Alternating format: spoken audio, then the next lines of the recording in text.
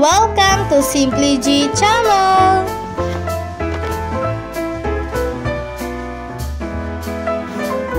Ngayong araw na to, ang isi-share ko ngayon ay a special steamed banana cake.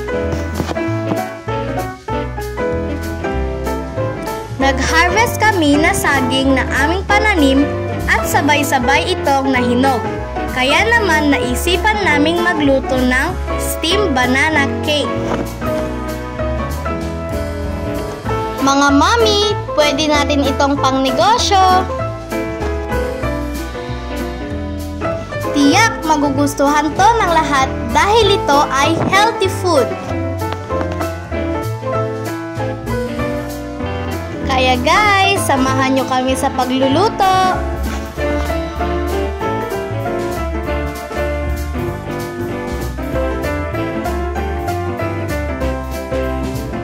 Let's start cooking! At ang mga kailangan natin ay syempre, nangunguna sa listahan ay ang saging. I-smash lang po natin ang saging.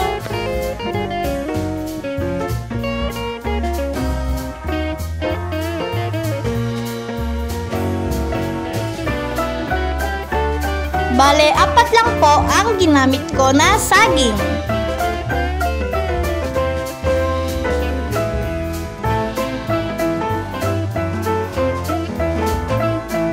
I-smash lang po natin ang saging hanggang sa maging pinong-pino.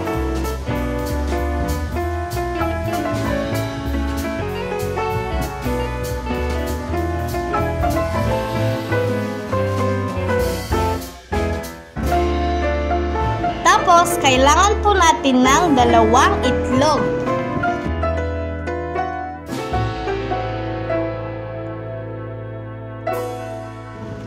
One cup ng first class na harina.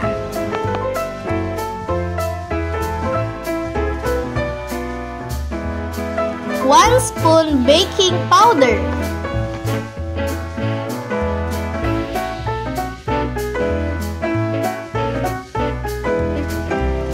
At haluin itong mabuti.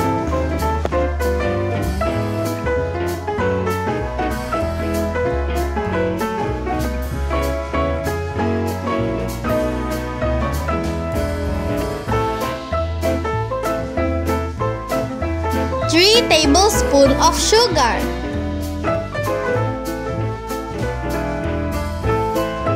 At syempre, ang ating pasas. At haluing mabuti.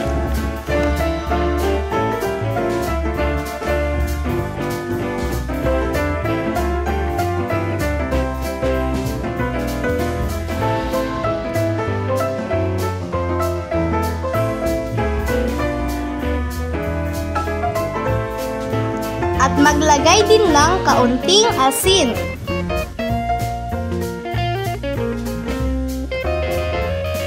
At ang pinakahuli, maglagay ng 3 kutsarang mantika.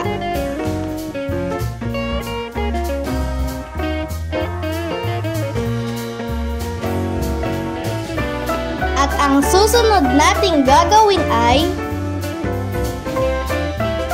maglagay ng 2 kutsarang asukal sa molder.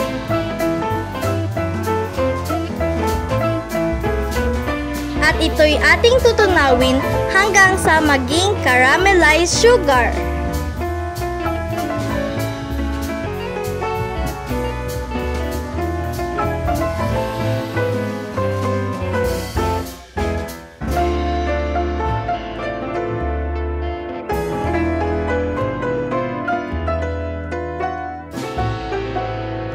At maghiwa ng saging at ating ilagay sa molder. At iayos ito tulad ng ginagawa namin.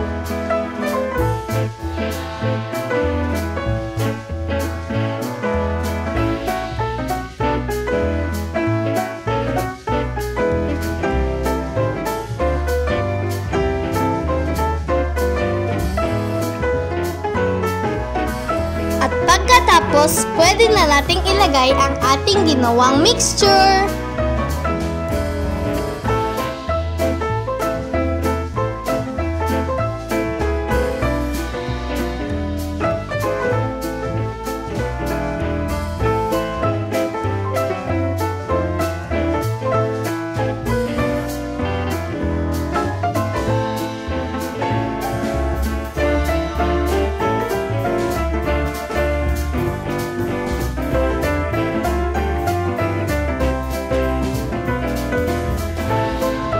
Siguraduhing mainit ang steamer bago natin ilagay ang mga nagawa.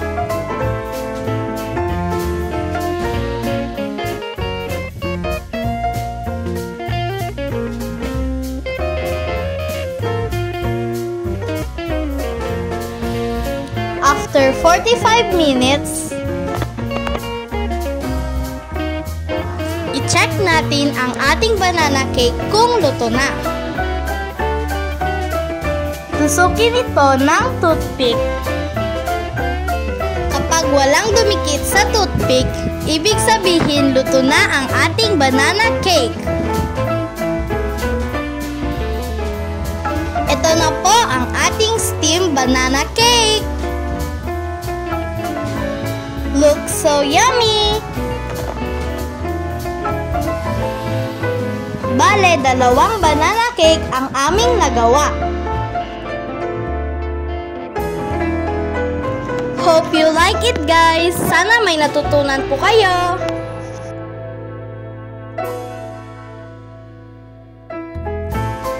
For more updates, guys, please subscribe, like, and comment. Bye! Thank you for watching!